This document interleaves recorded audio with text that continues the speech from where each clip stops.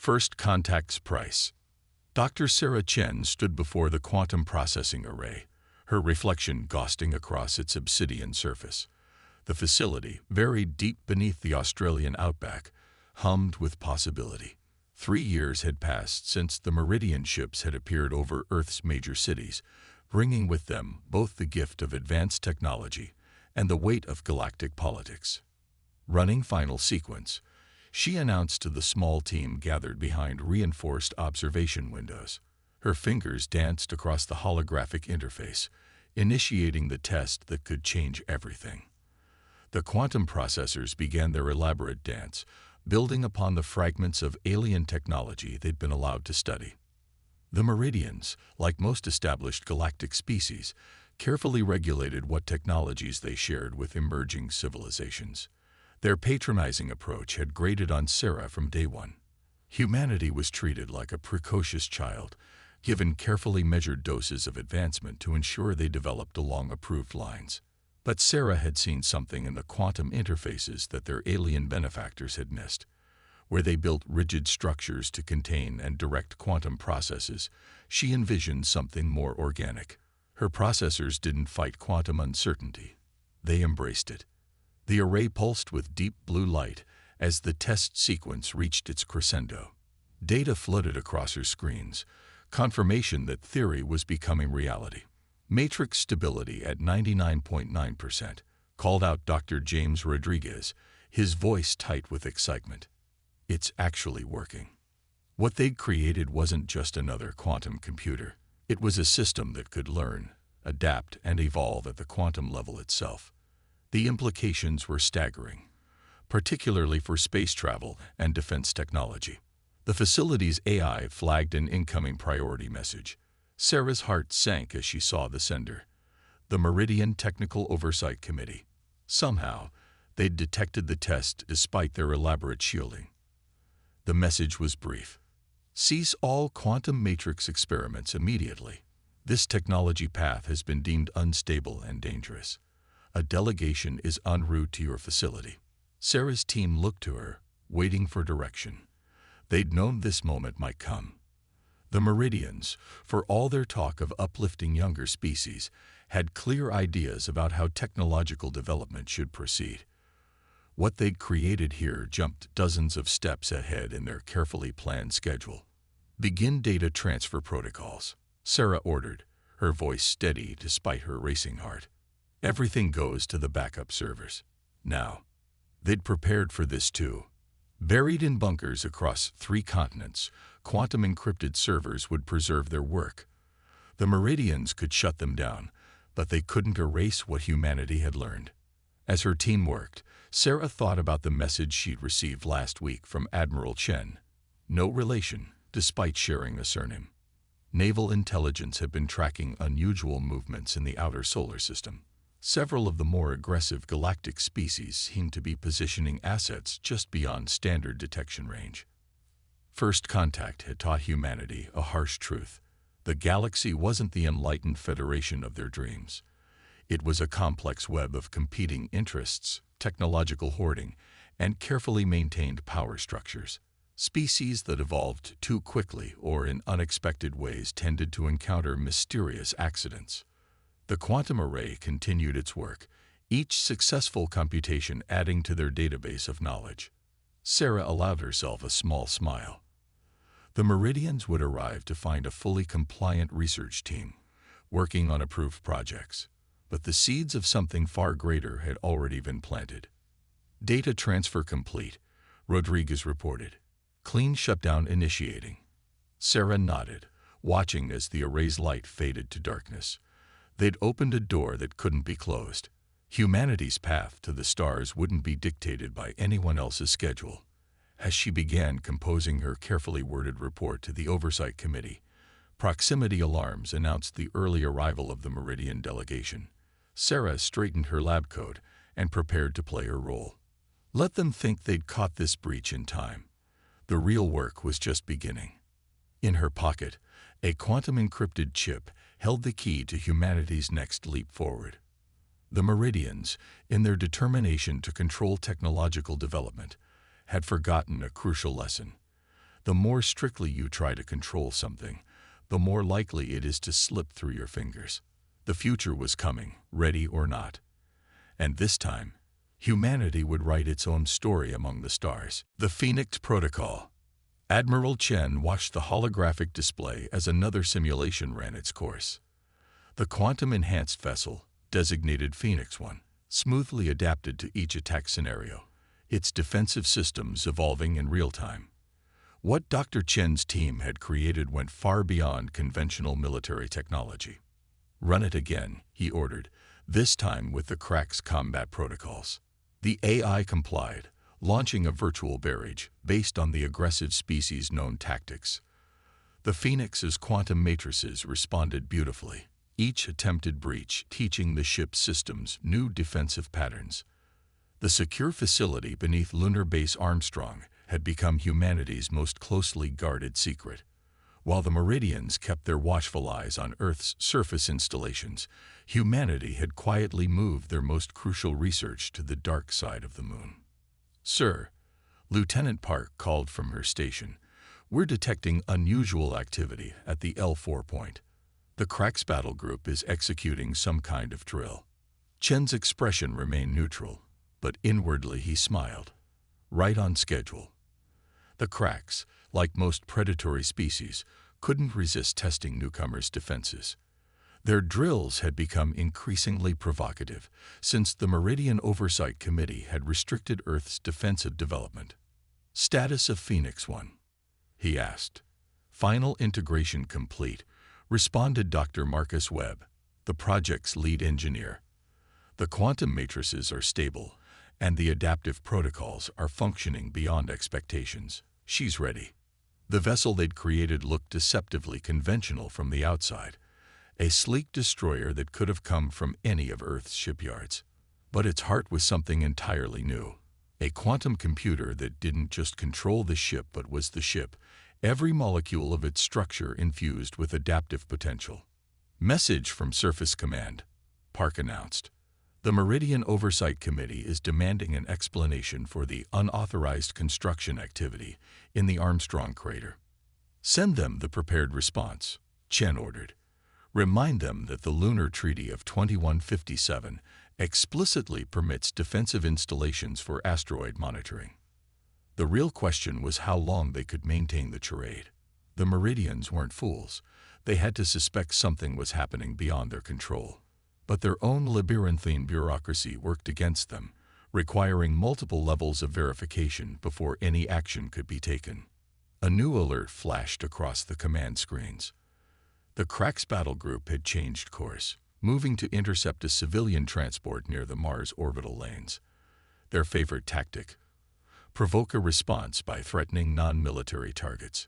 "Signal from the Meridian Defense Coordinator," Park reported. "They're dispatching a response force. Estimated arrival in 40 minutes. Too long, and the Cracks knew it.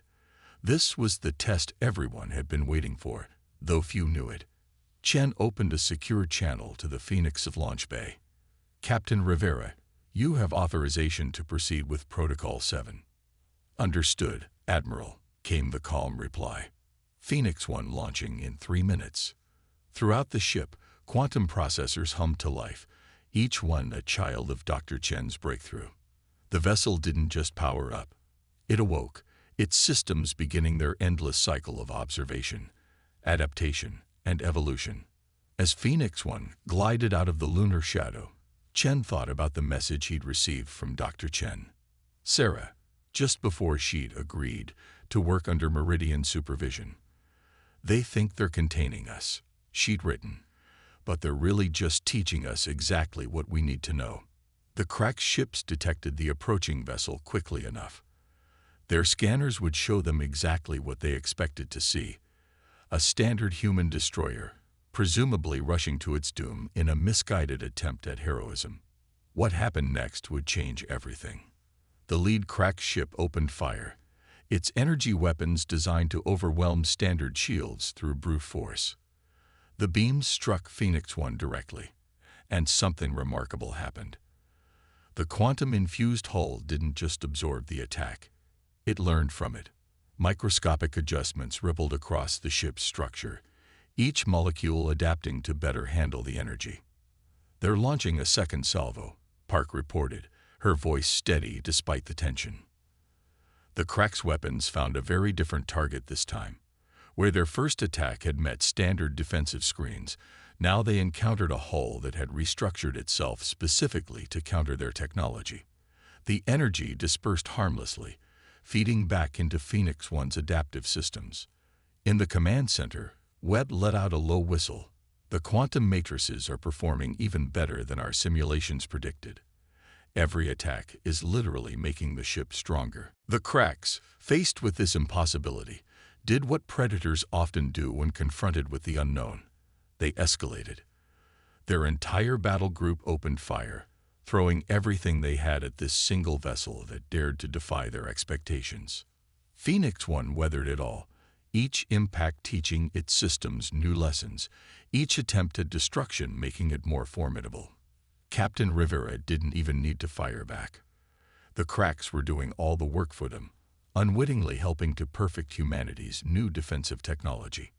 When the Meridian Response Force finally arrived, they found the Cracks battle group in full retreat, their weapons depleted against an untouched human vessel that had no right to exist at their level of technology. Chen allowed himself a small smile as the reports flooded in. The game had changed, and everyone knew it. Humanity had just demonstrated something that should have been impossible by the careful hierarchies of galactic civilization. As Phoenix One returned to lunar orbit, its quantum systems still processing everything they'd learned, Chen opened a secure channel to the facility where Sarah Chen supposedly worked under Meridian supervision. "The field test was successful," he transmitted. "Your theory was correct. They're going to have to rethink everything now." The response came back quickly. "Good. Phase 2 begins tomorrow. Let's see how they handle impossible when it starts happening everywhere." Ripples of change. The Galactic Council's emergency session marked the first time in 3 centuries that all major species had gathered in one place. The massive crystalline chamber, designed to accommodate beings from every known environment, hummed with tension and barely contained panic. First speaker Nix, a towering figure of shifting plasma, contained within an ornate environmental field, addressed the assembly. "The humans have achieved quantum adaptive technology centuries ahead of their designated development curve. The Meridian oversight protocols have failed." In their designated section, the Meridian delegation's typically blue-tinted skin had darkened to a stormy gray, a sign of extreme distress. Their chief administrator rose to speak, neural tendrils writhing. "We controlled every variable," they insisted. "Every piece of technology was carefully measured, every advancement scheduled and monitored. This shouldn't be possible." From the shadowed upper tiers came a sound like grinding crystals, the Cracks' equivalent of bitter laughter. Their defeat at the hands of Phoenix One had shattered centuries of military doctrine. More importantly, it had broken their reputation for invincibility in frontier spaces. But it was the Arxer delegation that dropped the real bombshell. The ancient species, known for their vast networks of information gatherers, projected a series of images into the chamber's shared consciousness space. The human vessel was merely the beginning, their minds whispered collectively. "Observe."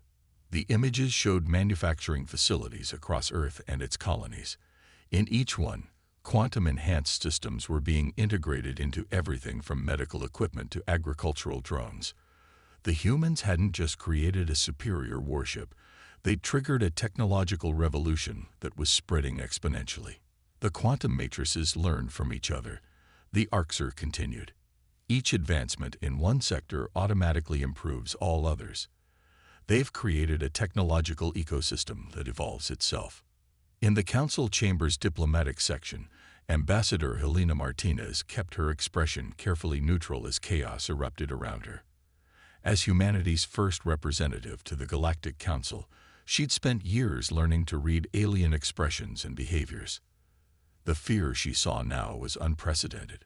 A Cracks war leader, their crystalline form glowing with anger, turned toward the human section. You understand what you've done. Your species has corrupted the natural order of technological progression." Martinez stood, her voice clear and steady. "With respect, war leader, we've proven that your natural order was artificial all along. Evolution, whether biological or technological, doesn't follow a preset path. It adapts. It finds new ways forward." "And what of stability?" demanded the Meridian administrator. "Our oversight protocols preserved peace for millennia by ensuring controlled advancement." "Did they?" Martinez countered. "Or did they just preserve the power structures that benefited established species while holding back newer civilizations?" In the chamber's center, first speaker Nexus Plasmaform pulsed with concerned patterns. "The humans speak dangerous truths, but their advancement cannot be undone. The question before this council is, how do we proceed?" The Arxer delegation stirred again. "Our deep space arrays have detected something approaching from intergalactic space, something that does not match any known configuration. Perhaps the humans' quantum evolution came just in time." Martinez felt a chill.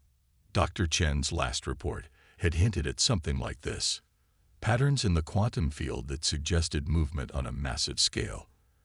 The quantum matrices, it seemed, had been preparing humanity for more than just local politics. "We propose a new protocol," Martinez announced, triggering surprised ripples through the assembly. "Earth will share our quantum technology with any species willing to work with us as equals, not as overlords or subjects, but as true partners in advancement." The chamber erupted in a cacophony of protests, agreements, and frantic private communications. But underlying it all was a new current of possibility. The old hierarchies were crumbling, and something new would have to take their place. In a secure facility beneath the Australian outback, Sarah Chen smiled as she monitored the council feed. The quantum matrices hummed around her, each one learning, adapting, evolving. Humanity had opened a door that couldn't be closed, and through it lay possibilities even she couldn't predict. Phase 3, she whispered to herself, initiating a new sequence in the quantum network. On screens around her, similar installations across Earth lit up in response. The next step wasn't just about technology anymore. It was about reshaping the very nature of civilization itself. Above her, through layers of rock and security systems, the stars wheeled in their ancient patterns. But now, for the first time, humanity could see them not as distant lights, but as destinations within reach. The question wasn't whether they were ready for what waited out there, but whether what waited was ready for them. The proving ground. The quantum sensors detected them first. Massive objects, moving in patterns that defied conventional physics, crossing the void between galaxies with impossible speed. Dr. Sarah Chen stared at the data streams, her quantum processors struggling to make sense of the readings.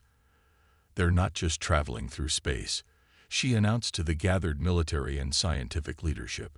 "They're reshaping it as they move." Admiral Chen nodded grimly. The Arxer warnings were accurate then. How long? At current velocity, 3 days until they reached the outer solar system. But Sarah hesitated, watching new data flow across her screens. "They're not decelerating. At all." The implications hit everyone at once. Any object traveling at intergalactic speeds would need massive deceleration to enter a solar system, unless stopping wasn't part of their plan. The quantum-enhanced command center beneath Luna hummed with activity as humanity mobilized its defenses. In orbit above Earth, Phoenix 1 had been joined by dozens of sister ships, each one's quantum matrices linked in an ever-evolving network of consciousness and capability. But Sarah's attention was focused on something else. The quantum field itself was changing. The approaching entities weren't just massive objects. They were doing something to the fundamental structure of space-time. "We need to think differently," she announced, interrupting a tactical discussion. "We're not preparing for a battle. We're preparing for a transformation of reality itself." The room fell silent. On the main display, the intergalactic objects continued their relentless approach. They had resolved into clearer images now, massive crystalline structures that seemed to exist in more dimensions than human eyes could process. "The Transcendence," whispered the Arxur representative, their mental voice trembling. The legends were true. According to ancient records, the Transcendents were supposed to be mythical beings who had evolved beyond normal spacetime. They appeared rarely, testing emerging civilizations that approached technological transcendence. Those who failed their tests simply ceased to exist. "That's why you all restricted technological development," Martine said, understanding dawning. "You were trying to hide from them." The Meridian administrator's skin had turned almost white. "We thought if we controlled advancement, kept it slow and predictable, they wouldn't notice us. But your quantum evolution drew their attention," Sarah finished. "But maybe that's not a bad thing." She moved to the central quantum interface, her fingers dancing across holographic controls. "Look at what our matrices are showing us. The fabric of space-time around their vessels. It's not random destruction. It's a pattern, a language." The quantum processors hummed as they processed this new perspective. The Transcendents weren't attacking. They were communicating in the only way they could, through the manipulation of reality itself. "Phoenix One to control," Captain Rivera's voice came through. "The quantum matrices are singing. All of them, across the fleet. They're responding to the Transcendence patterns." Sarah smiled. This was why the old methods of controlled development had been wrong. Evolution, whether biological, technological, or cosmic, wasn't about following a preset path. It was about adaptation, about finding new ways to understand and interact with an ever-changing universe. "They're not here to destroy us," she announced. "They're here to see if we're ready to join a conversation that's been going on since the beginning of time." The quantum matrices throughout the solar system began to pulse in harmony, each one adding its voice to a symphony of reality-altering patterns. The human fleet, led by Phoenix One, moved into formation not as warships, but as instruments in this grand concert of cosmic evolution. As the Transcendents entered the solar system, their crystalline forms refracting light in impossible ways, humanity offered not resistance but resonance. The quantum matrices didn't fight against their reality-warping presence. They adapted to it, learned from it, joined with it in a dance of mutual transformation. The Galactic Council representatives watched in awe as human technology, barely centuries old, achieved what their carefully controlled civilizations had feared to attempt for millennia: direct communication with the shapers of space-time themselves. "This is why we had to evolve freely," Martinez told them softly.